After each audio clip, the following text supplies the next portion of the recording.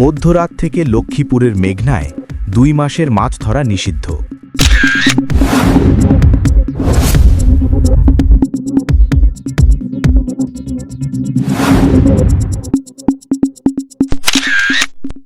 জাটকা সংরক্ষণ ও ইলিশ রক্ষায় আজ 1 মার্চ মধ্যরাত থেকে 30 এপ্রিল পর্যন্ত লক্ষ্মীপুরের মেঘনা নদীতে সব ধরনের মাছ ধরা নিষিদ্ধ করা হয়েছে।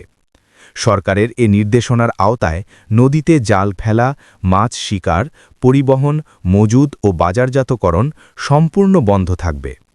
জেলা মৎস্য বিভাগের তথ্য অনুযায়ী লক্ষ্মীপুরে প্রায় 60,000 জেলে রয়েছেন, যার মধ্যে নিবন্ধিত 43,000।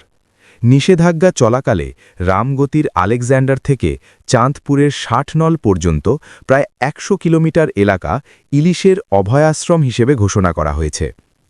সরকারি সহায়তা হিসেবে প্রত্যেক নিবন্ধিত জেলে 4 মাসে 160 কেজি করে ভিজিএফের চাল পাবেন। তবে জেলেদের অভিযোগ, সময়মতো চাল না পাওয়া এবং প্রকৃত জেলেরা সহায়তা থেকে বঞ্চিত হওয়ায় তাদের দুর্ভোগ বাড়ছে। কিস্তির চাপ ও সংসার চালানোর সংকটে তারা খাদ্য সহায়তার পাশাপাশি আর্থিক সহায়তা ও পুনর্বাসনের দাবি জানিয়েছেন। লক্ষ্মীপুর সদর উপজেলা সিনিয়র মৎস্য কর্মকর্তা মাহমুদুল হাসান চৌধুরী জানান, নিষেধাজ্ঞা কার্যকরে প্রতিদিন মৎস্য বিভাগ, প্রশাসন, পুলিশ ও কোস্টগার্ড যৌথভাবে অভিযান পরিচালনা করবে।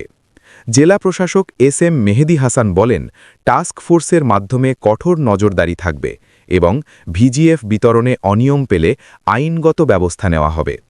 সংশ্লিষ্টদের মতে, খাদ্য সহায়তার পাশাপাশি কার্যকর আর্থিক সহায়তা ও পুনর্বাসন নিশ্চিত করা গেলে জেলেরা নিষেধাজ্ঞা মেনে চলতে আরও আগ্রহী হবেন।